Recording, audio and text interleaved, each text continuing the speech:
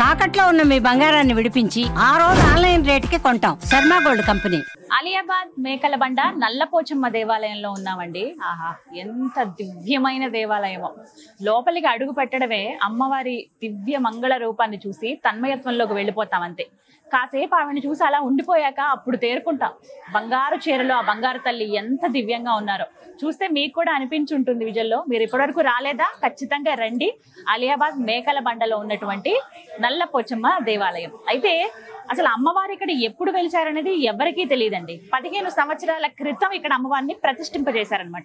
ముందు అమ్మవారి రూపం అసలు ఎప్పటి నుంచి ఉందనేది ఎవరికీ తెలియని విషయమే. అమ్మవారు ఇక్కడ స్వయం వ్యక్తమయ్యారు. అయితే ఎవరైతే ఇక్కడ ఈ స్థలంలోనే పుట్టి పెరిగిన వాళ్ళు ఉంటారో వాళ్ళకి ఇక్కడ విశేషాలన్నీ కూడా చాలా బాగా తెలుసు.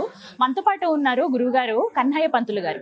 వీరి గురించి ఇక్కడ మారుమోగిపోతుంది అంతే. ఎవరిని అడిగినా కూడా మాకు ఇలా వివాహం జరిపించారండి, మాకు బాగా తెలుసు అండి ఇలా చెప్తారు. అంటే మొత్తంగా ఈ ఓల్డ్ సిటీ ప్రాంతం అంతా కూడా వారి గురించి బాగా తెలుసు. వారికి ఈ ప్రాంతం గురించి బాగా తెలుసు. అసలు అమ్మవారి మహత్యం ఏమిటి, ఎప్పటి నుంచి ఆవిడ ఉన్నారు, అలాగే అమ్మవారిని అసలు ఫస్ట్ ఇక్కడ ఉన్నట్టుగా ఎవరు గుర్తించారు, వారి చిన్నతనంలో ఇక్కడ అమ్మవారు ఎలా ఉండేవారు, తర్వాత ప్రతిష్టాపన మహోత్సవాలు ఇవన్నీ ఎలా జరిగాయో గురువుగారి మాటల్లో విని తెలుసుకుందాం. గురుగారు నమస్కారం అండి. నమో నమః. ఎలా ఉన్నారు? అమ్మా బాగున్నానమ్మా. చాలా సంతోషం. ఎన్నో ఏళ్ల నుంచి మీరు ఇక్కడ సెటిల్ అయ్యారా? ఇక్కడ పుట్టి పెరిగారా? అంటే నా పేరు కన్నయ్య పంతులు గారమ్మా. మా 4 ఫాదర్స్ అంటే తాత ముత్తాతలంతా కూడా సొంత పురోహితం ఇక్కడ. పెళ్లిళ్ళు, ముహూర్తాలు, గృహప్రవేశాలు, శంకుస్థాపనలు అన్నీ కూడా ఇక్కడ మా సొంత పురోహితం మా తాతల కాలం నుంచి.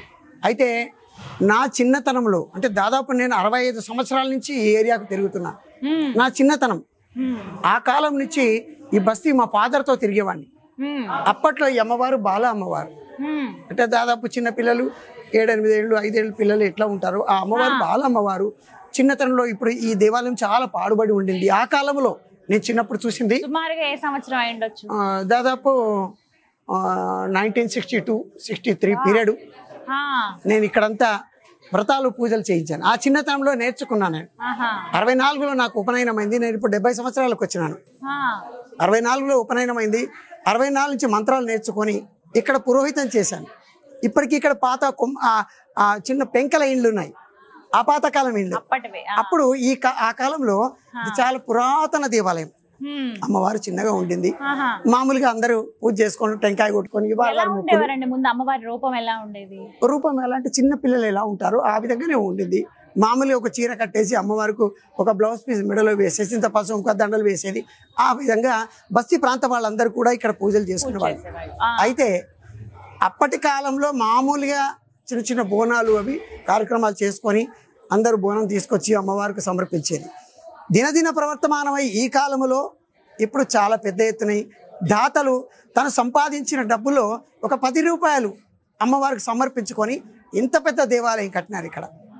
ఇది ఇక్కడ ఈ ప్రాంతం వాళ్ళు, ఈ ప్రాంతంలో పోచమ్మ, నల్ల పోచమ్మ అమ్మవారు. నల్ల పోచమ్మ అంటే ఆ పోచమ్మ 7 అక్క చెల్లెలు, పెద్ద ఆమె ఈమెనే పెద్ద పోచమ్మ. కాబట్టి ఈ ప్రాంతంలో గల్లీ గల్లీ తను తిరిగి ఎవరికి ఎలాంటి ఆటంకాలు కలగకుండా తన శక్తి మొత్తం ఈ ప్రాంతానికి చూపించింది. ఎటువంటి వ్యాధులు కూడా ఇక్కడ తగ్గిపోయినాయి. అమ్మవారి దగ్గర అట్లా యాపకొమ్మ పెట్టి తీసుకెళ్ళి అవి ఆ నీళ్ళలో వేసి స్నానం చేస్తే వ్యాధులు పోయినాయి. అంత శక్తి స్వరూపిణి ఈ అమ్మవారు. అయితే ఇక్కడ మొక్కుబళ్ళు అంటే నాకు కూడా ఒక మొక్కు చెల్లిందమ్మా. ఇక్కడ నా మనసులో ఒక కోరిక. ఇక్కడ అమ్మవారికి గత సంవత్సరము అంటే ఒక 8 నెలల ముందు జనవరి నెలలో ఇక్కడ కొన్ని కార్యక్రమాలు జరిగినాయి. అమ్మవారు పాదం పడింది. ఆ పాదం పడిన సమయంలో ఇక్కడ పెద్ద ఎత్తున పూజలు జరిగినాయి. ఆ పెద్ద ఎత్తున పూజలు జరిగినప్పుడు మా ఇంట్లో ఒక ఇబ్బంది జరిగిందమ్మా. కష్టం చెప్పలేంది. అమ్మవారికి వచ్చి ప్రాధేయపడ్డా, అమ్మా నా కష్టాన్ని తొలగించు, ఎప్పుడూ నీ సేవలో ఉంటా తల్లి అని ఆ అమ్మకు దండం పెట్టుకున్నా. నా శక్తిలో ఏం చేయాలో నీకు అక్కడ చేసుకుంటా అని అమ్మవారికి మొక్కిపోయినాను. నా కష్టం తీరిందమ్మా. ఈరోజు పర్సనల్ ఇది నాకే జరిగింది కాబట్టి నేనే చెప్పుకోవాలి. ఈరోజు నా కుటుంబం బాగుందమ్మా. మా ఇంట్లో ఒక కంటి నీళ్లు పోయినాయి. చాలా బాధలో ఉంటే ఆ బాధ ఆ తల్లికే చెప్పుకున్నా. అప్పుడు ఇక్కడ ఇంత పెద్ద ఎత్తున జరిగి పూజల కార్యక్రమాలు ప్రతి ముత్తైదులు ప్రతి పెద్ద మనుషులు వచ్చి ఇక్కడ మొక్కులు మొక్కుకుంటే బిడ్డలు పెళ్ళిళ్ళే కానీ ఏదైనా ఇల్లు కట్టుకోవాలంటే కానీ ఆ తల్లి అందరికీ దీవెనిచ్చింది. అందరూ ఆ తల్లి దీవెనలు పొంది ఇక్కడ అన్ని పెంకులు ఇళ్ళమ్మా. నేను చూసినప్పుడు అన్ని పెంకులు ఇల్లు. ఈ రోజుల్లో మంచి మంచి భవనాలు, ఆ అమ్మవారు ఆశీస్సులు, ఆమెకు సేవ చేసుకుంటున్నందుకు ఆ తల్లి ఈ రోజున ప్రతి ఇంటికి కళ్యాణోత్సవాలే కానీ ఇళ్ళు కట్టుకోవడానికి కానీ అన్ని ఆశీర్వచనాలు ఇచ్చినాయి. ఇక్కడ ఎవరు కూడా ఒట్టిపోలేదు. హిందీలో అంటారు జోలియా భరగయ సబ్కి కోయి ఖాళీనే గయా అన్నారు. ఆ విధంగా ఇక్కడికి వచ్చి కొంగు అడిగితే అమ్మ ఆ కొంగులో తాను దీవెన ఇచ్చి పంపించింది. అందుకని ఇక్కడికి వచ్చి అమ్మవారి దర్శనం చేసుకున్నాము అంటే అమ్మవారి దర్శనం కన్నా ముందు పాద దర్శనమే మనకు ముఖ్యం.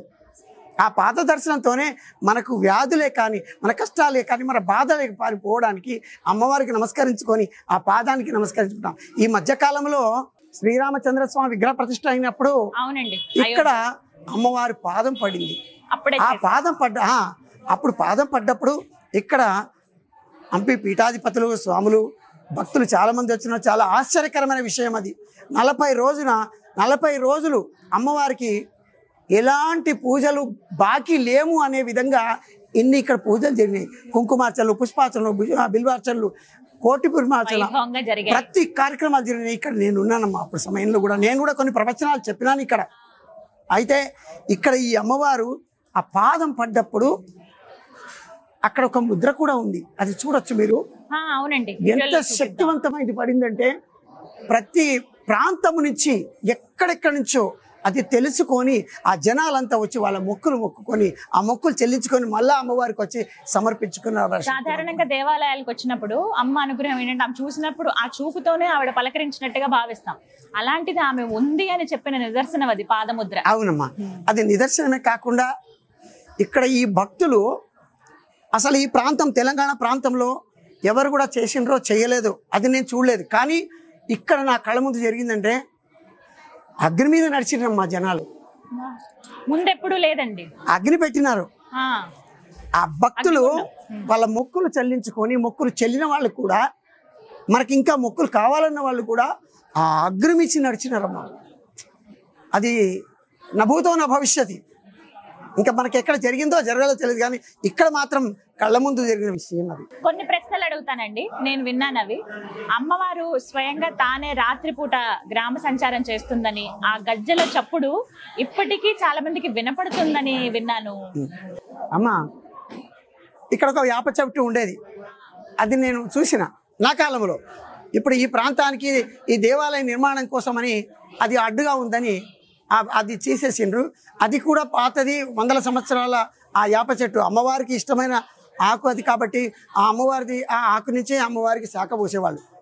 అయితే ఇక్కడ ప్రాంతానికి రాత్రిపూట అమ్మవారు గజ్జెలు కట్టుకొని ఇట్లా తిరిగేదని ఆ ప్రాంతంలో ఆ రోజుల్లో నేను విన్నాను. ఇప్పుడు కూడా అదే, అందరికీ ఆ విషయం తెలుసు. ఈ చెట్టు తీసేసింది కాబట్టి అమ్మవారు స్వయంభూగా ఇక్కడే ఉన్నది. నేను ఇప్పటికీ వినపడుతుందట కదండి, ఇక్కడ ఎవరన్నా ఇక్కడ పడుకున్నా ఈ చుట్టుపక్కల ఆలయ ప్రాంగణంలో దుష్టగ్రహ పీడలు పోయినాయి, ఎవరికైనా ఏదైనా ఆటంకం జరిగింది, అమ్మవారి సేవలో వచ్చి ఇక్కడ అమ్మవారికి నమస్కరించుకొని ఇక్కడ ఒక రాత్రి నిద్ర చేసి తెల్లవారే వరకు వాళ్ళ వ్యాధులు పోయినాయి. పిల్లలు ఒక్కొక్క రాత్రి ఉలిక్కి పడతారు, ఎక్కడో పోకుండా ఈ అమ్మవారి దగ్గరికి వచ్చి కూర్చొని అమ్మవారి దగ్గర చెప్పుకొని ఇక్కడ పడుకుంటే తెల్లవారి నుంచి ఇంకా అటువంటి ఆటంకాలు లేవు. పిల్లలు ఏది ప్రత్యేకంగా నల్లపోచమ్మ దేవాలయంలో జరిగే విశేషమైన పూజలు ఏంటండి, ఏం చేస్తారు ఇక్కడ అసలు? అమ్మ తెల్లవారుజామున మంగళవారం, శుక్రవారం ఒక విశేషమైనటువంటి పూజలు, అభిషేకాలు, కుంకుమార్చనలు సాధారణంగా జరుగుతాయి. ఇక భక్తులు వారి మొక్కుబళ్ళు ఏమి ఉంటాయో ఆ మంగళవారం, శుక్రవారం, ఆదివారం ఆ మొక్కులు చెల్లించుకుంటారు. ఇక్కడికి వచ్చి అమ్మవారికి ఒడిబియ్యాలు పోసుకుంటారు. ఈ అమ్మవారికి ఒడిబియ్యం పోయడానికి మూడాలు, సంక్రమణం ఇవన్నీ ఉండవు. ఇది మానవులకు మాత్రమే కానీ దేవతలకు లేవు. ఇప్పుడు ఒక్కొక్క విధంగా చెప్పాలంటే లక్ష్మీ నరసింహస్వామి ఉన్నాడు, అక్కడ నిత్య కళ్యాణం పచ్చతోరణం, అక్కడ నిత్య కళ్యాణం కేశాఖండన జరుగుతుంది, నిత్యం కళ్యాణం జరుగుతుంది. దేవతలకు లేదు, ఇవి కేవలం మానవులకు మాత్రమే ఉంటాయి. బట్టి ఆ విధంగా అమ్మవారికి ఇష్టపూర్వకంగా ఎప్పుడు మనం మొక్కు సంకల్పం చేసుకుంటామో అది ఇక్కడ వచ్చి అమ్మవారికి సమర్పించుకుంటారు. ఒక్కసారి ఆ పాద నమస్కారం చేసుకోండి. చూడండి ఆ పాదము ఎంత స్వయంభూగా వెలిసింది. అమ్మవారు నేనున్న ఈ ప్రాంతంలో, నేనున్నా మీకు రక్షణగా, మీకు ఏ హాని కలగనియను అని ఈ ప్రాంతం అంతా ఆ అమ్మవారు రక్షణగా ఉంది. అది చూస్తేనే అర్థమవుతుంది. నా చిన్నప్పుడు ఒక విషయం కూడా విన్నానమ్మా. ఏంటిదండి? నా చిన్న బాల్యంలో ఇక్కడ అమ్మవారు తిరుగుతుంది, జాగ్రత్తగా ఉండండి. అమ్మవారు రాత్రిపూట ఇక్కడ ఒక తెల్ల చీర కట్టుకొని తిరుగుతుంది. అది రాత్రి 2 తర్వాత ఎవరు చూడకండి అంటే రాత్రిపూట అందరు నిద్రించేవాళ్ళు. అంత రాత్రి ఎవరు చూడరు. ఆ 2 తర్వాత మళ్ళీ తెల్లవారుజామున బ్రహ్మ ముహూర్తంలో 3:45 నిమిషాలు 5 గంటల తర్వాతనే లేచే వాళ్ళందరూ కూడా అమ్మవారికి ముగ్గులు చాలుపులు చల్లేదు, ముగ్గులు వేసేది. ఇవన్నీ సాధారణమమ్మా. పూజలు మాత్రం సక్రమంగా చండీ హోమాలు, యజ్ఞాలు, హోమాలు అన్నీ జరుగుతాయి ఈ దేవాలయంలో. చాలా పెద్ద ఎత్తున జరుగుతాయి. నేను పురోహితుడిని కాబట్టి పురోహిత కార్యంలోనే నేను ఇక్కడికి వస్తాను. పూజారులు ఉన్నారు, ఆ పూజారులు వాళ్ళ కార్యక్రమాలు చేస్తారు. ఈ బస్తీ ప్రాంతం అంతా కూడా మా ఓల్డ్ సిటీ పురోహితం మా సొంతం. ఇక్కడ పూజారులు వాళ్ళ అనుకూలాన్ని బట్టి ఇక్కడ ఏర్పాటు అవుతారు. ఆ పూజారులు వస్తారు ఇక్కడ. గురుగారు, అమ్మవారి ముందుకు వచ్చినప్పుడు అసలు అమ్మని ఏమని వేడుకోవాలి, ఏమని ప్రార్థించాలి? సర్వమంగళ మాంగళ్యే శివే సర్వార్థ సాధకే శరణ్యే త్ర్యంబకే గౌరీ నారాయణే నమోస్తుతే. లక్ష్మీ నారాయణాభ్యాం నమః, ఉమామహేశ్వరాభ్యాం నమః, వాణీ హిరణ్యగర్భాభ్యాం నమః, శచిపురంధ్రాభ్యాం నమః, అరుంధతి వశిష్ఠకాభ్యాం నమః, శ్రీ సీతారామాభ్యాం నమః, సర్వేభ్యో బ్రాహ్మణేభ్యో మహాజనేభ్యో నమః. అమ్మవారిని ఏది వేడుకున్నా సర్వమంగళాదేవి ఆమె కాబట్టి ఏది వేడుకున్నా కూడా నేను కాదనను అంటుంది ఆమె. లోక కళ్యాణానికే ఆమె వచ్చి ఇక్కడ ఉంది కాబట్టి ఆమె తమ్ముడిని పంపించింది. ఎందుకంటే శక్తి స్వరూపిణి అమ్మవారు. ఆయన జననము, ఆ పోతరాజు జననము అర్భకంగా జన్మించినాడమ్మా.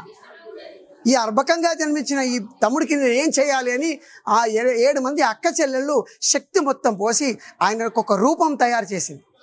ఆ రూపం తయారు చేసి ఈ ఎక్కడెక్కడ దేవాలయాలు ఉన్నాయో అక్కడక్కడ పోతరాజు రూపం బాగా ధరించి భయంకర రూపం, ఆ గజ్జలు కట్టుకొని ఆ ప్రాంతం అంతా తిరుగుతుంటే ఎక్కడ కూడా ఏ దుష్టగ్రహ పీడలన్నీ ఉండకుండా పారిపోతాయి.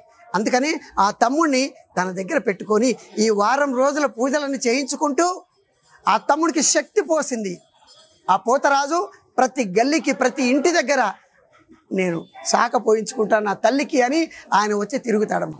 అమ్మవారి ఏదైనా ఒక చిన్న మంత్రం నిరంతరం ఎప్పుడు స్మరించుకునే అమ్మవారి మంత్రం ఏదైనా తెలియచేయండి. అమ్మ మంత్రం అంటే అమ్మవారికి కొన్ని మంత్రాలు లేవు. ఎన్ని మంత్రాలు చదివినా సర్వమంగళాదేవి ఆమె కాబట్టి ఈ ఒక్క మంత్రము చాలు. సర్వమంగళ మాంగళ్యే శివే సర్వార్థసాధకే శరణ్యే త్ర్యంబకే గౌరీ నారాయణి నమోస్తుతే. ఈ ఒక్క మంత్రం చదువు రాకున్నా కూడా ఈ మంత్రం చదివితే ఆ దేవతాదేవి ఏ తప్పులు పట్టదు. అది సర్వమంగళాదేవి. ఆ సర్వమంగళాదేవి ఎక్కడుంది? గయా క్షేత్రంలో చిన్న గుహ లోపల మాంగళ్య గౌరి ఉంది. జన్మ ఉంటే స్త్రీలు ఒక్కసారి ఆ మంగళాదేవికి కూడా నమస్కరించుకోవాలి, పోయి ఆ శక్తి స్వరూపిణి దర్శనం కూడా చేసుకోవాలి. ఇంతమంది శక్తి స్వరూపిణులలో చాముండి చండీ అమ్మవారు కూడా మహాశక్తి రూపిణి కాబట్టి ఆ అమ్మవారికి నమస్కరించుకోవడం ఇంతకన్నా ఎక్కువ ఏం లేదమ్మా. ఏ మంత్రము లేదు.